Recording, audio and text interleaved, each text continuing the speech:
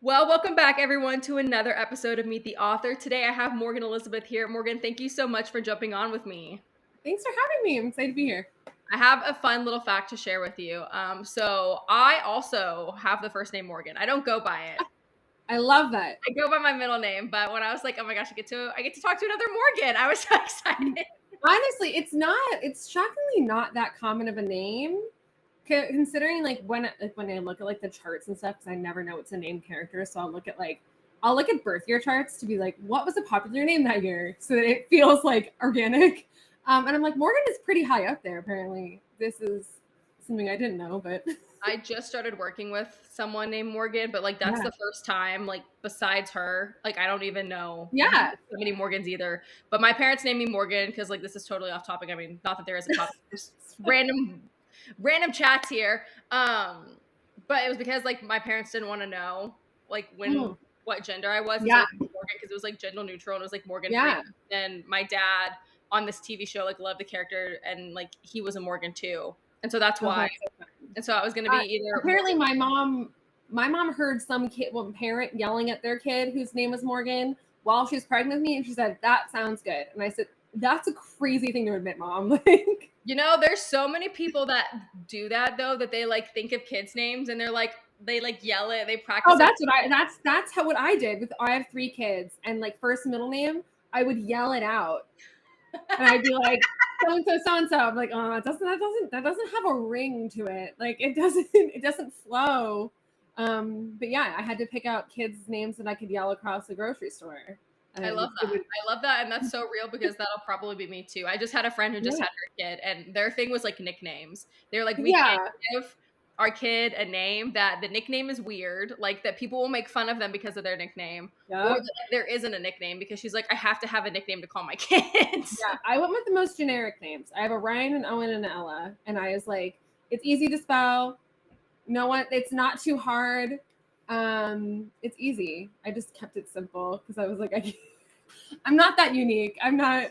You're not one of those people that name their kids Briar, but instead of it being normal, it's BRYAU. No, it's funny. We were watching White Lotus.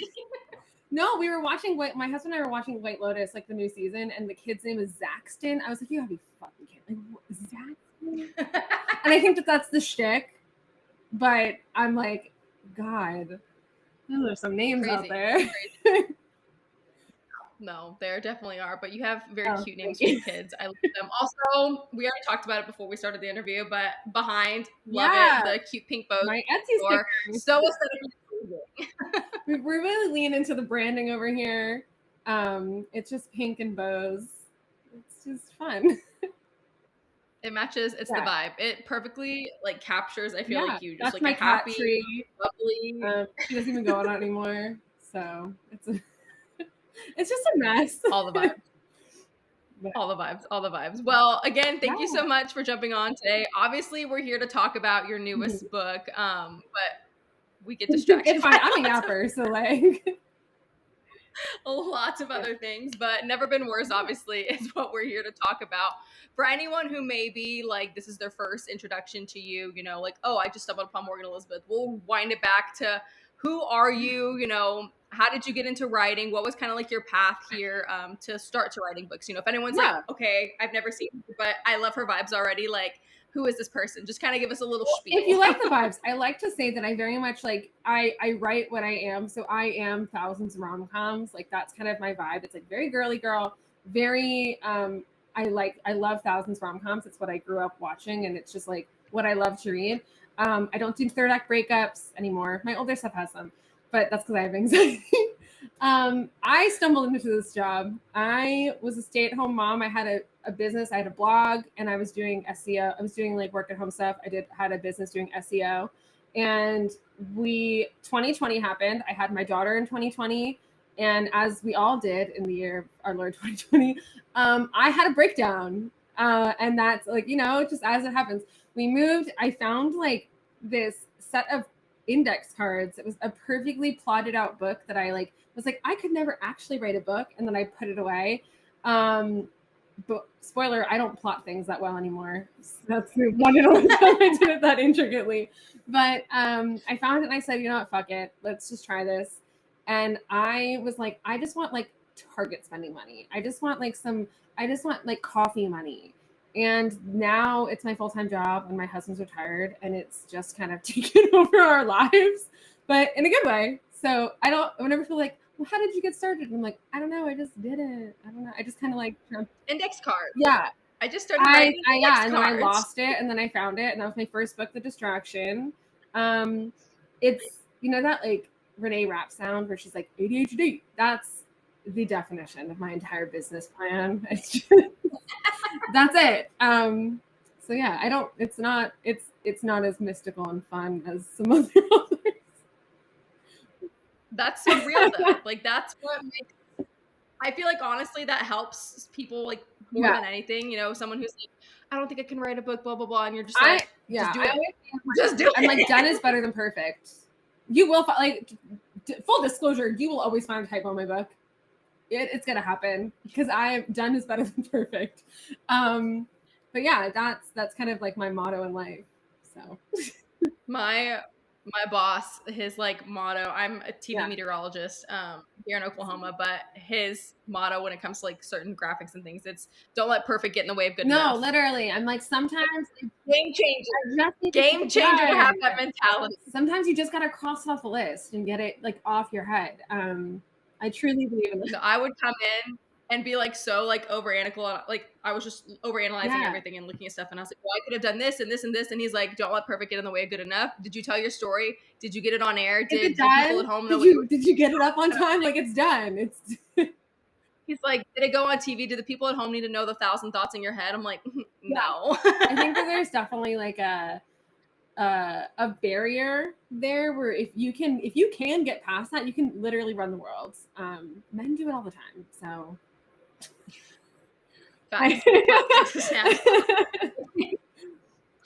Well, again, you're just so fun to talk to. Honestly, I love this, and I love that those are your vibes. For people maybe, you know, that they just heard that and they're like, okay, writing doesn't seem as scary, doesn't seem as daunting as it is. Kind of what's your process like? Again, different for everybody. You said you no longer plot. So I'm guessing you're more pacing. I've been trying to plot. I do try. That was the one time I did a plot and then I stuck to it because I like didn't know any better. And by that I mean I didn't know better to like overthink every moment. So I usually have like one random idea or one random sentence and I'm like, ooh, that's the book. That's the whole book. And it's usually not much. It's usually a TikTok I saw or something stupid. And then I kind of like, I have a notes app that I just kind of like have a running list of like psychotic ideas.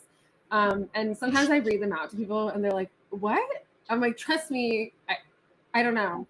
Trust me. And like sometimes the process doesn't work and that's fine. But I'll, you know, when I have like a first in the series, I'll go and be like, okay, this is like what it's going to start as. And I'll very loosely plot it out and then I'll start writing before I get too bored with it. Cause again, the ADHD really does hinder some things. And then I have a couple breakdowns. I cry a couple times, you know, I'm like, you know, I go downstairs. I always tell the story that I was trying to I wrote a book called All My Love that was like a very angsty book. And I was trying to write book 2 of it. But when I wrote it, I was like in my sads and I had seasonal depression. And then it was sunny. And I was having a really hard time writing that book. And I always talk about how I went downstairs to my husband. I was like barely into it and I just couldn't get it. And my husband's like, he's outside working on his car and I come outside. I literally left my house to go talk to him. And he's like, is everything okay? And I was like very Kim Kardashian moment of, yeah, everything's fine. Can you just talk? And then like hysterics. So yeah, sometimes there's a full make meltdown, but most of the time I go in knowing like the base of what I want to do. And then I kind of figure it out as I go. It's not the best plan. I'm not going to lie. I have author friends. Sometimes you cry. You just need that good cry, and then like you're and then you can figure it out. Once you cry, I'm a firm believer in crying. Yeah, I think that a good cry can really solve a lot. Honestly, and like shout out to all the husbands out there that have to deal with people like you, and not a bad thing, but like I don't know, you probably saw because you're on Yeah. TikTok too. But like, what was it like 2 weeks ago? That Oh my anglerfish God, yes. that I sobbed. First, like I was just in the kitchen trying to cook dinner, and I saw the No, story yeah. about it, and then I saw how tiny it And it was, and was everyone was tiny. like I in was the like, down. I thought it was going to be huge. I thought it was going to be Same, and giant. when I saw how tiny it was, and it was like she had to have fought for like hours to get to the God. service, I just started sobbing. And my husband was like in the living room, like playing video Yeah. games, and he's like, "What's like Who what died? happened?" And I was like, "Oh, a fish," and he was like, "A No, fish, literally. girl, be so serious." No, literally. That's like I have like a streak going with my PA, right? And we just send her each other either like really dumb things or things, and then she will literally DM me and be like, "So that was criminal."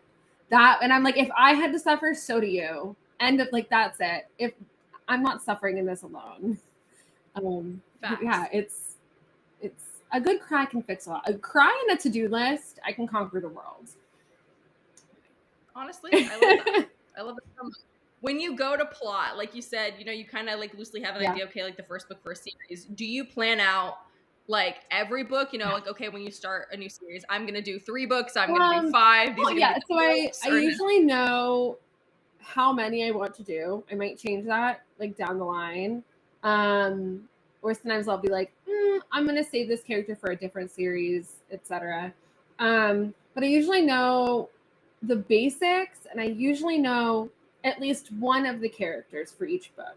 So, like for the Evergreen Park series, I knew which order the girls were going to get their books in. So it was a group of 3 friends, and I knew that it was going to be like either it was going to be 3 books, and that I knew the order of who would go first. But I don't always know who they're going to get paired with.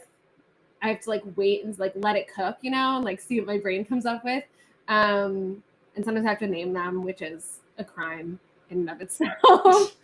But yeah, I usually know how long the series is going to be. I usually can like kind of map out in my head like if and how it'll spin off into something else, because I love to like keep things contained into the Morgan verse when I can. But yeah, I loosely do it. But I also try not to commit too hard to things, because then my brain can get bored. And I'm like, I hate this actually. I take it all back. So yeah. So with this series, you know, you have obviously our girl gang, which we love the girl gang. Did you know, obviously you said you know like who was going to have the first book, but did you know like the tropes? Okay, like so, you know, this one, obviously the most recent one is a marriage of convenience, or did it like that's how like that's how the character told you it was going to be? Yeah, I knew that Harper was going to marry her ex's, like he's someone he was a fan over. I knew that pretty early on because I thought that would be hilarious. And because I was listening to Good Graces, I think, by Sabrina Carpenter. And she's like, if you piss me off, I'll date your favorite athlete. And I was like, that's queen energy. Like that's it. That's the one. So I knew that was going to happen. And I knew that book 2 would be like single dad, like a nanny of some sort, like single dad. And she was the ballet teacher. But I don't really, sometimes I'll like have these very vague ideas, and then I don't know where it'll hit, and I'll send to the group chat. I'm like, does this make sense? Am I delusional? And they're like, yeah. Or they're like, no, scrap that, try a new one. So yeah, it's sometimes it's like I have a spicy scene. I'm like, ooh, I gotta write it, and I'm like, how can I write a book around that? But you know, it varies. Do you feel like with this series specifically, I mean, just since we're talking about obviously more of these characters, that there was a book in this series? Like, was it I know a lot of authors say, you know, like as you go through a series, like, oh, the last one's the easiest to write because, you know, I know the characters so well and I know where they are and where they're set. Or do you feel like maybe, you know, you say you do have a little bit of, you know, the chaos is like the first one brand new, it's fun. Passenger Princess was like right when I needed it. Passenger Princess is what happened right after the Kim Kardashian breakdown. When my husband said, maybe we just write a different book. And I said, you know what? You might be right. So that one, I wrote it in like 6 weeks, I think. It was really quick, and it came really easy. If this was a movie, it was hard for some reason. I was just like in a weird headspace. And Never Been Worse was also pretty quick. But that was because I made it like my goal for 2025 to do a dual release, like to do the audio and the book at the same time. So like Lyric Audio was like, hey, if you want to do this, we need it by this date. And I was like, okay, I could do that maybe. So I had a gap this time between If This Was a Movie and Never Been Worse, which is like a wider gap than I normally do. Like 5 months is a lot for me, but it was because I so desperately wanted to get ahead. So now, like today, I'm actually finishing up my next release, which is like unheard of. My PA is like, you're such a brave girl. I'm really doing the things. So it's fine. It's cool that I got ahead. But yeah, Never Been Worse was pretty easy. If This is a Movie, for some reason, it got like sophomore slump vibes in my head. And I think because Pastor Princess was so much fun and like did so well that my brain said, but what if they hate the second one? Which is like, That's hard to like live like, I feel like live up to. And it's like, we're gonna read anything, obviously, like when you have those fans, you know, we're gonna read anything that you write. But I can understand how hard it would be like when you do have a book and it's like, oh, super successful, like book talk, other people like find it, and all of a sudden you're like, how do I recreate? How do I follow up on this? Like, how do I do this? Like I can't imagine how like the big dogs do. Could the anxiety alone, and I'm sure like working ahead probably helps, like, because you're writing things before you have that pressure. But I'm not there. Well, I don't understand, like, and I give you all the props too, is like, you know, obviously with this book, you just said you're finishing, you know, your next release, but now you're gonna have to start talking about obviously today and marketing. I will. And so you're like, your brain's somewhere else, but you're like, wait, I have to go back here. Yeah, it is. And like, I'm very grateful because I have, for one, and like authors will, I'll see other authors talk about it. And I think it's so funny because they're like, oh, I have to, is there an echo? Is that me? I don't hear one. Okay, then I'm just gonna ignore it.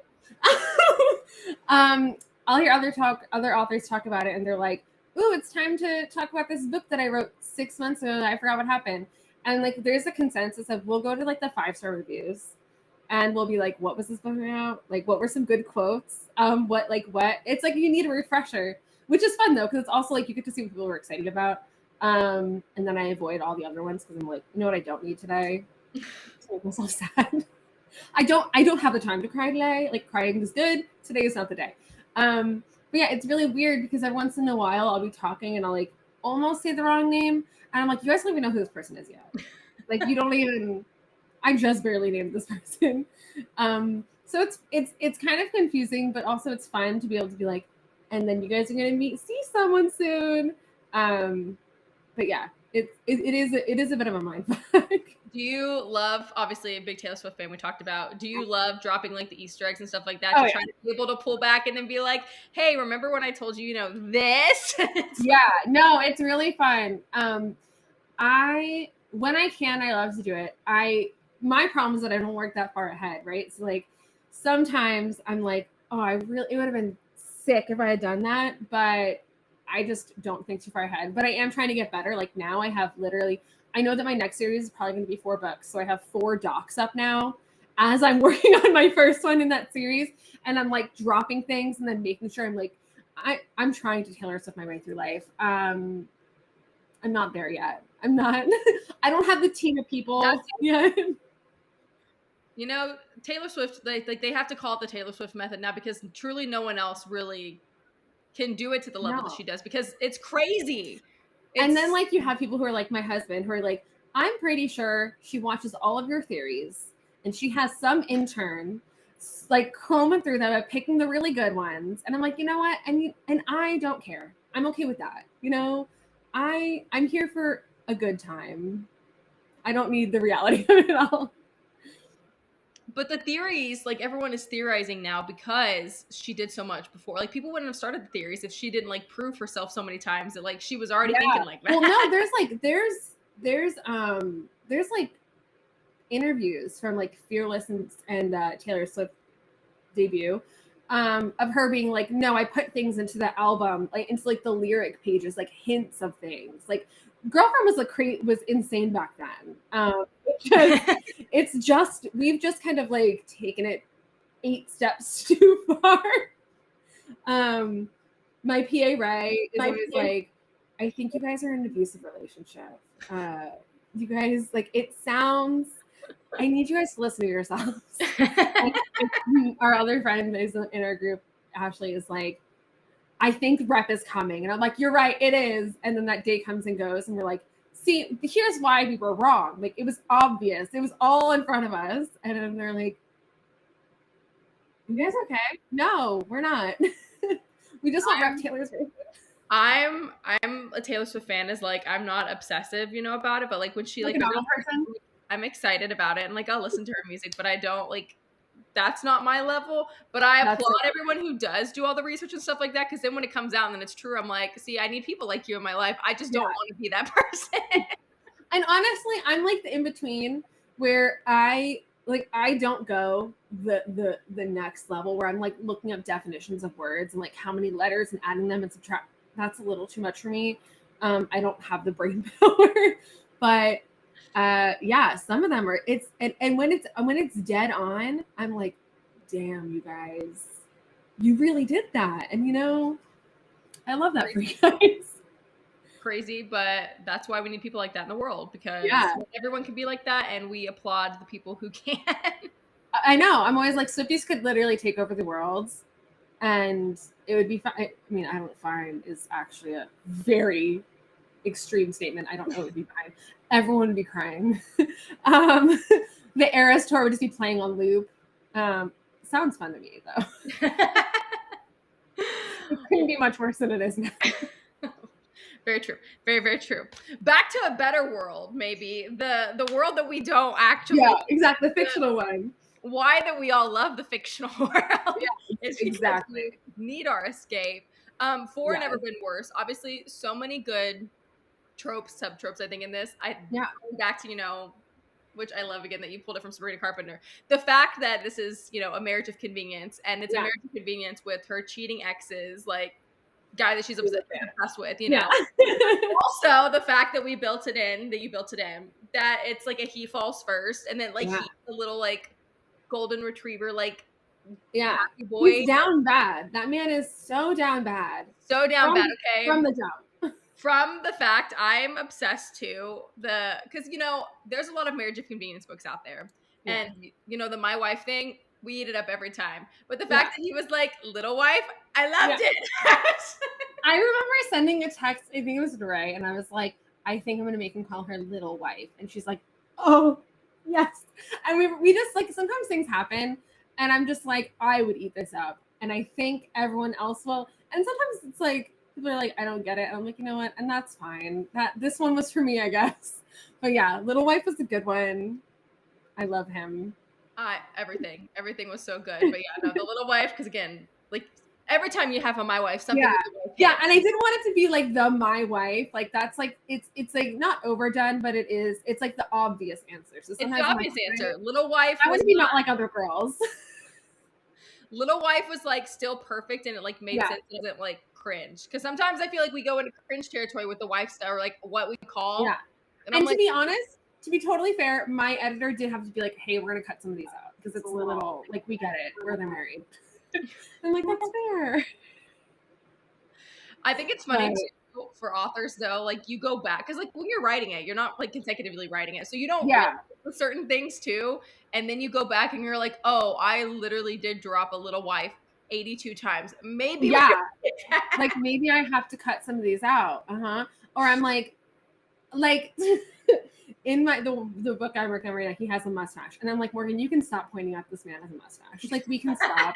There is a line, like, we get it. The man has a mustache. And like, you don't realize how often you're doing it until you're reading it and you're like, Jesus Christ, what were you? We get it. And then sometimes you cut too many of them out and you're like, people are like, does he have a mustache? I had a friend that I was like helping like beta read, I guess. Like it was before it went to like ARC readers, but I wasn't like her editor, but I was like helping like point out and just like find things. And I don't even remember what the saying was now, but it was the same situation. Like she wrote it, and so she like hadn't gone back. Like it was like one of the first times she was going back and reading it, and I caught like this just one phrase, like this one little saying, like descriptor, and it was like 22 times or something. And you don't even notice. She was like, I literally never would have caught that. And I was like, and that's what the Goodreads, they're gonna eat you up on that one. Like that's what Goodreads is gonna eat you up, as they should. Like it's totally valid. But it is funny because you're like, oh, I really overused this. My bad.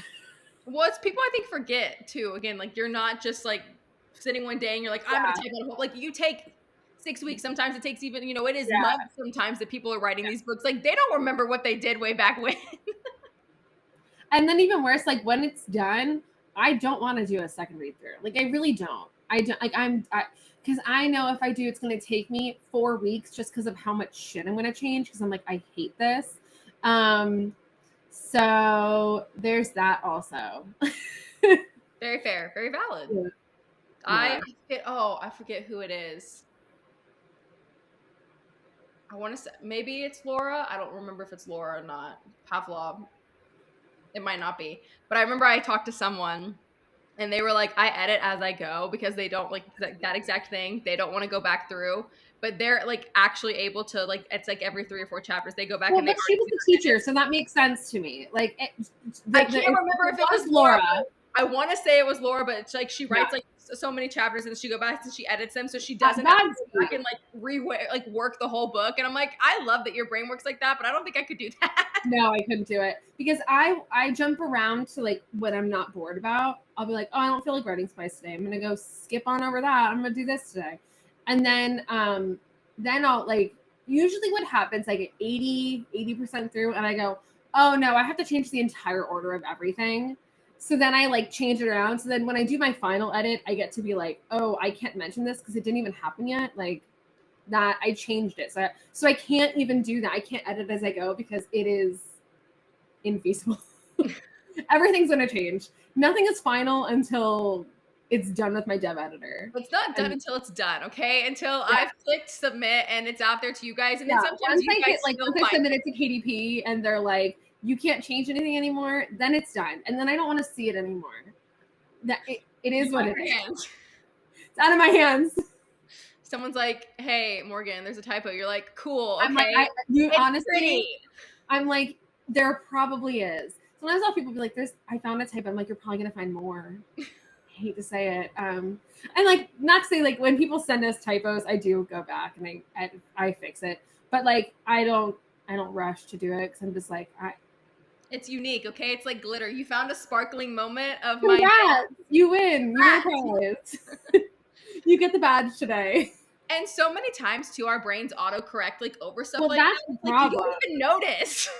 I have my dev editor, I have an editor, and then I have a proofreader. And then I have a team of like beta, like not quite beta readers, but it's like they get the first round of arcs and they usually send me like, hey, I found this many typos and like so if all those people miss it, I'm like, you know what? That's between you and God. Like that's not my problem anymore. That is why you were supposed to see it in this exact moment because you were meant for this moment. Congrats. The elite employee. That's so funny. But literally when you think about that, honestly, when stuff like that makes into books, you realize how many people had to get through. It's like it at that point. Sometimes people in my first reviews are like, I found a typo and I'm going to take 4 stars away. And I'm like, I don't know what to tell you. It happens in trad books where they have like 14 million people go through it. There's surprisingly so many things that you find in trad books that you're just like, yeah. There is. And it's funny because like I do feel bad because I think that trad is held up to like a different standard. So when there's an issue, especially when the authors are like, I haven't seen this book in a year. Yeah. And I'm like, it's interesting. It's an interesting, like, because I have friends who are in trad and friends who are indie and talking to both sides and how different it is. It's so interesting. But yeah, typos are just going to happen. It is what it is. Way of life. It is how it is. I'm like, that's how I wanted to spell it. One of the things that you get to do that, kind of going off of the traditionally versus indie published, that you get to pick your covers and stuff like that. Yeah. I feel like you always have such fun and like unique and just, I know it's going to be a good cover release. Like when you announce it, I'm always like, oh, it's like, it just fits the vibes. Every time it's so good and it just matches with the aesthetic. And like, it's not, sometimes you read books and you're like, why is this the cover? And I never question yours ever. I'm like, I love that. I'm always prepared from the cover. I'm like, oh yes, this is going to be amazing. So what is that like for, the process of you getting to pick it? So, I mean, I have pretty much complete say because I'm indie. I do have a habit of like trusting professionals. So I'm like, here's my kind of thoughts. Here's the vibe. Here's the tropes. Do with it what you will. Haya was amazing. She was like we had a bit of an issue, and I came to her like last minute with if this was a movie, and she went back and redid Passenger Princess. They would be cohesive and cute together. And with Haya, I'm just like, hey, we wanted the stage for all three because we were like, okay, Jules is like a ballet stage, and Ava has like a pageant queen stage, and then the stage for West. Like we loved that. So that was really fun. But I was like, I just want pink. Like that's what I told her. I was like, I want pink, pink, pink.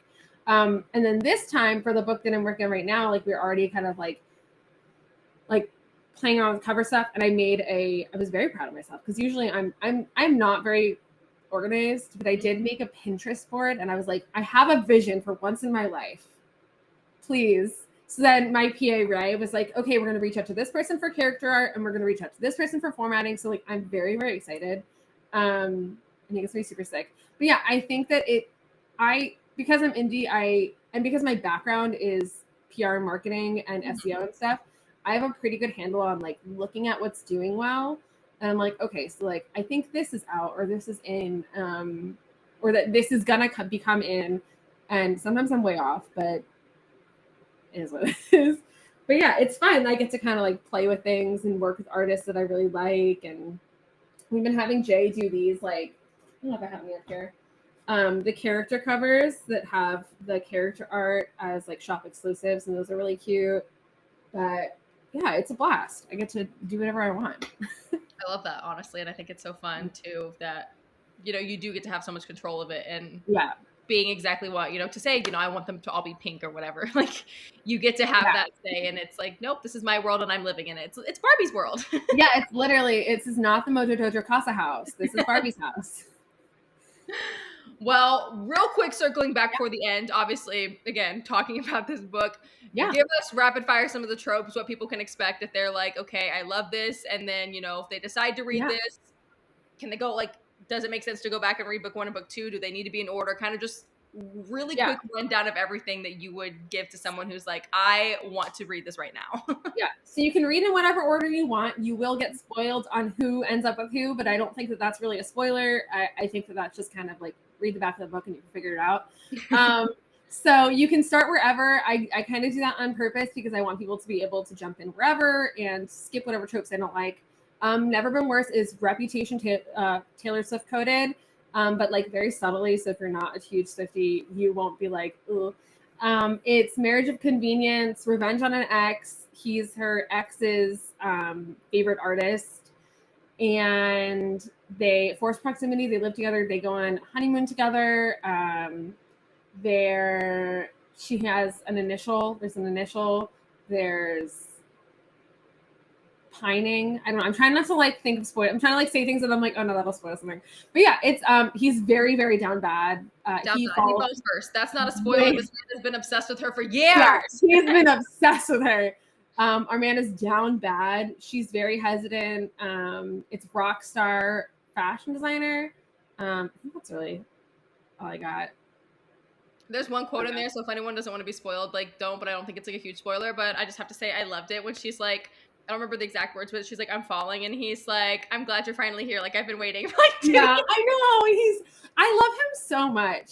He's just everything.